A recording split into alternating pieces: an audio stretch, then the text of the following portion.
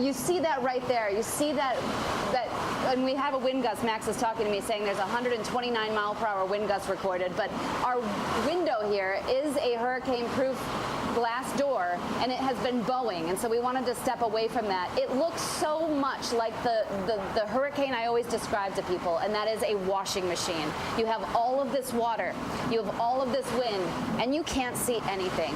Just 20 minutes ago, I was able to see the homes right across. I have no idea if they are there still. I don't know what type of damage has been done. We keep hearing crashes and bangs, and that means that debris is flying off, rolling down the roads here, and hitting into the building. The other thing that I just started to feel, and we're on, just to give you an idea, we're on stilts in a cement building on the second floor, which is actually like the third floor. And I'm starting to feel just a little bit of tremor. That is the wind being that ferocious and almost like a little bump that is moving the entire building. Again, I feel very safe within this structure specifically. We actually have interior rooms, and I can show you it's not just this room, but there's a bathroom, and I know we're stopped up right there. But the bathroom, we put a mattress in because that's a last resort. That's what we do. And everything's kind of going wild here. Ginger? Oh, and there's some debris that just came up on our deck. You can see right there. Yes, go ahead, George. Yeah, as you were hunkering down this morning, has the rest of the neighborhood evacuated? A lot of people left. Oh, you're hearing that. The debris hit the windows here. I'm sorry. Now you're kind of seeing that washing machine. You guys can step away there too, Brandon and Tim. And yes, a lot of people have left, but the people that did end up staying, actually the woman who's in the building with us here, Kimberly, has a home that's right on the water, and she was so scared that that wasn't going to be there anymore, and I think it was a very good move for her not only to move inland a little bit, but into a cement structure, because that's really the only way to survive in these types of things. Because when you have a Category 4, and I know Sam was mentioning this, we're talking about 150 mile per hour winds that can make even well-built structures, you can't occupy them. They can take the roof, they can take the walls, and the type of damage, and here goes the warnings. For some reason, our smoke alarm keeps going off. We think maybe because of steam that is building up inside of here. How long will the winds of this intensity last right where you are? And that's a great question, because that's people who are holding on and saying, how long is this going to last for? I think we're going to end up, especially here in Mexico City, because I don't think we're going to get the eye. I think we're going to be right on the right side of it for the next hour, hour and a half or so of this intensity.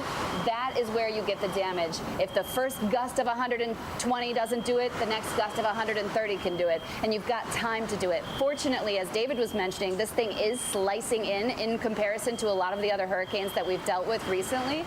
So moving at 14 miles per hour, that's going to help us because it will move on.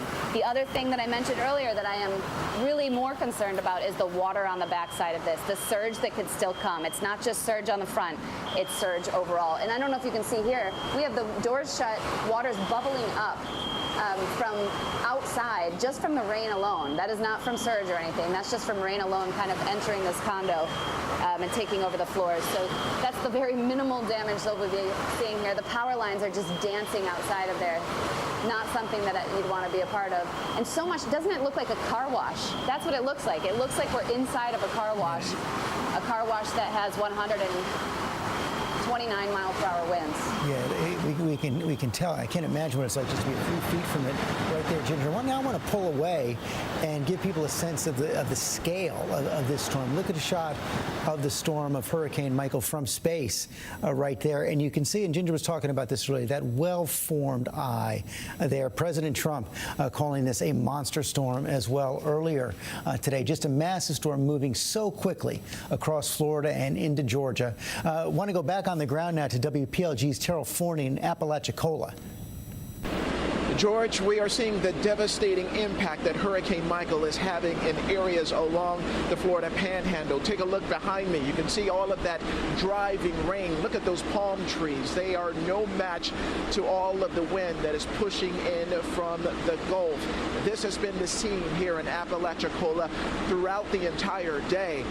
What we've noticed is a change in the wind. It was gusty earlier in the day, but these strong winds are now sustained. they are not giving up as Hurricane Michael inches near to this area. We can also tell you that we've driven around this area along the Apalachicola River, and that river has already spilled its banks. There is water overflowing into a park and into a road.